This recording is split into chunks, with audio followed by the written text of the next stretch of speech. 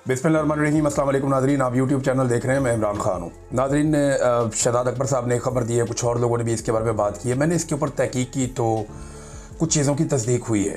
खैबर पख्तूनख्वा की हुकूमत को नहीं चलने दिया जाएगा, ये फैसला कर लिया गया है एस्टेब्लिशमेंट की जानिब से। और अब वो सुहेल अफरीदी को नाकाम करेंगे, पूरी कोशिश करेंगे। या तो सुहेल अफरीदी को उनकी शराइत पे या उनकी बात पे आना पड़ेगा, या फिर वो हर कोशिश करते हुए सुहेल अफरीदी को नाकाम बनाएंगे। इमरान खान साहब से उनकी मुलाकात भी नहीं करवाई जा रही। हो सकता है आने वाले दिनों में करवा दी जाए, क्योंकि डे बाई डे चीज़ें तब्दील होंगी और चीज़ें जो है वो इस तरफ से इस तरफ जाएंगी और कुछ नई हिकमत अमली भी बनेगी। लेकिन खैबर पख्तूनख्वा में पाकिस्तान तहरीक-ए-इंसाफ को जो कुछ थोड़ी ऑक्सीजन मिली है एक बड़ी तब्दीली के बाद, वो थोड़े दिनों में जैसे जैसे चीज़ें डाउन होंगी तो मायूसी फैलाई जाएगी और खैबर पख्तूनख्वा के हालात को डेलिबरेटली ख़राब किया जाएगा और इस तरह की सूरत-ए-हाल बना दी जाएगी कि वहाँ पे कोई इमरजेंसी लगा दी जाए या कोई और सूरत-ए-हाल डिक्लेयर कर दी जाए, लोगों में मायूसी फैला दी जाए, तो दहशतगर्दी के वाक़यात भी हो सकते हैं। अब खैबर पख्तूनख्वा देखें, पुरअमन खैबर पख्तूनख्वा, जहाँ पे हालात बहुत अच्छे हों, लोग खुशहाल हों, वो कभी भी ऐसे ताजरों को या बिजनेसमैन को पसंद नहीं है या ऐसे बैरूनी आकाओं को पसंद नहीं है ऐसा खैबर पख्तूनख्वा जहाँ से आपको मादनियात ले जाने में मुश्किल पेश है। याद रखिए कि अफ्रीका के अंदर बड़ा लंबा अरसा खाना जंगी लगी रही, बहुत बुरे हालात रहे अफ्रीका में, और उसकी जो सबसे बड़ी वजह थी वो अफ्रीका के मादनी वसाइल थे। जब तक जो दीगर मगरबी ममालिक हैं वो अफ्रीका से मादनियात उठाते रहे, तब तक कभी अफ्रीका में अमन नहीं हो सका। अफ्रीका के मुख्तलिफ कबीले, गिरोह, लोग, मुल्क आपस में लड़ते ही रहे और एक खाना जंगी वहाँ पे लगा कर रखी गई। मेरे कुछ बड़े करीबी लोग हैं, वो कॉन्गो में रहे जहाँ पे सोना निकाला जाता था, तो वो ये बताते थे कि हर 100 किलोमीटर के बाद एक नया सिस्टम शुरू हो जाता था और एक खाना जंगी लगी हुई थी वहाँ और बहुत बुरे हालात थे वहाँ पे। लेकिन जो भी वहाँ पे मगरबी लोग आते थे उनको कोई नहीं छेड़ता था, वो हर एरिया से बड़ा स्मूथली गुजर जाते थे। अब यही बात आप देखें ना, बलूचिस्तान में है। बलूचिस्तान में किसी को भी अमान नहीं है सवाए उन लोगों के जो वहाँ से मादनियात ले जाते हैं, उन्हें कोई कुछ नहीं कहता क्योंकि वो सबको उनका हिस्सा देते हैं। तो इसी तरह खैबर पख्तूनख्वा अगर पुरअमन होगा तो ये मादनियात फिर कैसे बड़े आराम से उठा के वहाँ से निकाली जाएंगी, ये सवाल बार बार लोग उठाते हैं और ये जायज़ उठाते हैं क्योंकि हमने दुनिया में ऐसे मॉडल्स देखे। और अब शहजाद अकबर साहब हों या जो हुकूमती टाउट्स हों या बहुत सारे और लोग हैं, वो ये बार बार इशारा दे रहे हैं कि खैबर पख्तूनख्वा में हालात ख़राब होने जा रहे हैं। लेकिन उससे पहले सुहेल अफरीदी के लिए एक बहुत बड़ा चैलेंज है, वो मैं आपको बताता हूँ वो अब क्या है। एक नया चैलेंज खड़ा हो गया, लेकिन एक अच्छा ऐलान किया सुहेल अफरीदी ने। उसने हुक्म जारी किया कि आइंदा सरकारी इश्तिहार में या किसी भी सरकारी जो पब्लिसिटी है उसके अंदर किसी सियासी शख्सियत की तस्वीर नहीं लगेगी। ज़बरदस्त है, यानी पैसा जब आवाम का है तो आप इश्तिहार छापें और इन्फॉर्मेशन दें। ये अपनी शक्लें लगाना ये कोई मुनासिब बात तो नहीं है। अब पंजाब के अंदर चले जाएं, वफाक में चले जाएं, सिंध में चले जाएं, पूरे पूरे टब्बर की तस्वीरें ये लगा देते हैं। इनका बस नहीं चलता कि जो ख़ानदान में नए बच्चे पैदा हुए उनकी फ़ोटो भी लगा दें अखबारात में आवाम के पैसों से।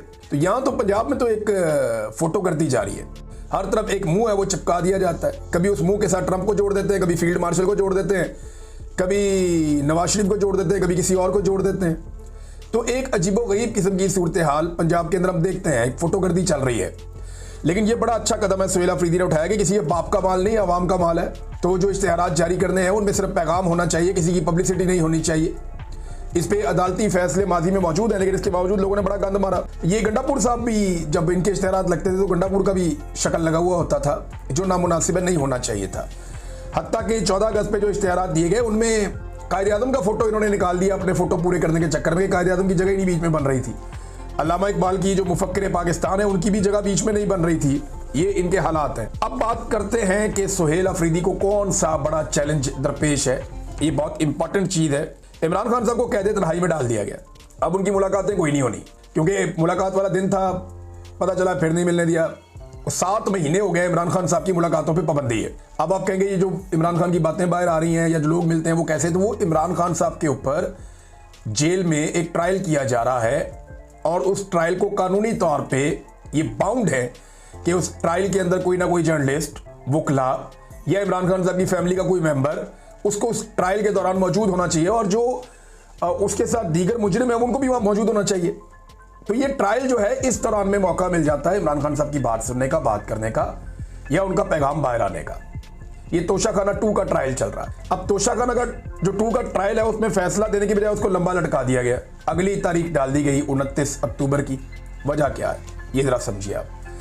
तोशाखाना 2 के ट्रायल के अंदर कुछ गवाहान जो हैं वो झूठे साबित हो गए अदालत में। जब गवाह झूठा साबित हो जाए ना, और ये वो मेन गवाहान हैं जिनकी गवाही के ऊपर ये केस खड़ा था, अब जब वो गवाह झूठे साबित हो गए ना, तो मुसीबत ये पड़ गई कि केस को इमरान खान के खिलाफ कैसे ले जाएं। फैसला देना तो कोई मसला नहीं है, फैसला तो लिखा लिखा है, आ जाएगा, वो जज पढ़ देगा वहां बैठ के, सजा भी हो जाएगी इमरान खान को। लेकिन पूरी दुनिया में पाकिस्तान का पहले ही मजाक उड़ा हुआ है, और इमरान खान साहब के हर मुकदमे का जो फैसला है वो इमरान खान साहब की पार्टी उठाती है और आलमी फोरम्स के ऊपर भी ले जाती है कि जनाब ये भी पढ़ दें, ये इमरान खान के खिलाफ फैसला आया और ये गवाहों की हालत है। तो पाकिस्तान की अदलिया का मजाक बन रहा है, नंबर 1। नंबर 2, ये फैसला किसी भी बड़ी अदालत में टिकेगा नहीं। अव्वल तो बड़ी अदालत में इस्लामाबाद हाई कोर्ट में इस वक्त जस्टिस सरफराज डोगर बैठे हैं। जब से वो आए इमरान खान साहब के लिए इंसाफ नापैद हो गया, उन्हें तो इंसाफ अब मिल ही नहीं रहा इमरान खान साहब को, क्योंकि जस्टिस डोगर साहब आकर बैठ गए। उनको लाहौर से लाया ही इस काम के लिए गया था 15वें नंबर से उठा के कि इनको ले जाओ, ले जाके इस्लामाबाद हाई कोर्ट का चीफ जस्टिस बना दो, जो इनको कहेंगे वो करेंगे, और वो कर भी रहे हैं। इमरान खान साहब का केस वो लगने ही नहीं देते, लेकिन इसके बावजूद जब भी केस लगेगा झूठे गवाहान की बुनियाद पे केस ठहर नहीं पाएगा, ये बेड़ा गर्क हो जाएगा। और वक्त जब बदलता है तो फिर पाकिस्तान तहरीक इंसाफ को मौका मिलेगा, वो जुडिशरी की इन कार्रवाइयों के खिलाफ अपील्स में भी जाएंगे और हालात तब्दील भी होंगे। तो अब एक ऐसे केस में जहां पे गवाही झूठे साबित हो गए, इमरान खान के खिलाफ फैसला कैसे सुनाए, ये सवाल भी खड़ा है। तो इसलिए एक लंबी तारीख दे दी गई, और इस वक्त इमरान खान साहब को खामोश रखना भी मकसूद है, क्योंकि आर्मी चीफ की एक्सटेंशन का टाइम भी बहुत करीब है। और ऐसे में इमरान खान साहब वो वाहिद आदमी हैं जो आर्मी चीफ पर खुलकर तनकीद करते हैं। लिहाजा अगर इमरान खान ने आर्मी चीफ पर खुलकर तनकीद की और आर्मी चीफ की जो एक्सटेंशन है उसके लिए कोई रुकावट बनी, तो ये प्रॉब्लम है ना। लिहाजा उन्हें खामोश करके कैद तन्हाई में डाल दिया गया। अब सुहेल अफरीदी और पाकिस्तान तहरीक इंसाफ की क़यादत की ये बड़ी रिस्पॉन्सिबिलिटी है। एक तो इमरान खान साहब की बहनों ने कहा कि अदालत पे दबाव डालें आप लोग सब, पाकिस्तान तहरीक इंसाफ को, उनकी लीडरशिप को, उनके MPs MNA को, सबको निकल कर आना चाहिए और अदालत के ऊपर दबाव डालना चाहिए, रोला शोला डालना चाहिए कि भाई इमरान खान का केस सुने, आप क्यों नहीं सुनते, लगाएं केस। आप इतने केसेस सुनते हैं, बहुत गैर जरूरी केसेस भी सुनते हैं, तो पाकिस्तान का सबसे बड़ा लीडर है, सारी कौम उसकी तरफ देख रही है, आप उसका केस ही नहीं लगा रहे, आप केस लगाएं, उसका केस सुने। अब ये जो रोला है वो पढ़ना चाहिए, और इसमें सुहेल अफरीदी का किरदार बड़ा इंपॉर्टेंट हो। वो इमरान खान से मिलना चाहते हैं, इसके लिए खैबर पख्तूनख्वा असेंबली के अंदर करारदाद भी पास हो गई। वो इमरान खान साहब से मिलना चाहते हैं, इसके लिए उन्होंने जस्टिस याया अफरीदी से भी रब्ता कर लिया। वो इमरान खान साहब से मिलना चाहते हैं, इसके लिए उन्होंने इस्लामाबाद हाई कोर्ट में दरख्वास्त भी दायर कर दी, उस पर एतराज़ात लगे, वो एतराज़ात भी दूर हो गए। लेकिन सुहेल अफरीदी की अभी तक इमरान खान साहब से मुलाकात नहीं हो पाई, और ना ही वो मुलाकात तय हो पाई है। वज़ीर आज़म को भी उन्होंने कहा जी मेरी मुलाकात करवाएं, तो वज़ीर आज़म ने बेबसी का इजहार करते हुए कहा जी मैं पूछ कर बताता हूँ, और तब से लेकर अब तक वज़ीर आज़म ने पूछ कर कुछ भी नहीं बताया। लिहाजा इमरान खान साहब को कैद तन्हाई में डाला हुआ है, और 7 माह हो गए उनकी मुलाकातें वैसे ही बंद हैं। ये तो सिर्फ केस की सूरत में हो जाती हैं। अब सवाल ये पैदा होता है कि क्या इस पहले इम्तिहान में सुहेल अफरीदी साहब कामयाब होते हैं कि इमरान खान साहब की कैद तन्हाई कम से कम ख़त्म की जाए। रिहाई तो बड़ी दूर की बात है। अब तक के लिए इतनी, अपना ख्याल रखिएगा, अपने इस चैनल का भी।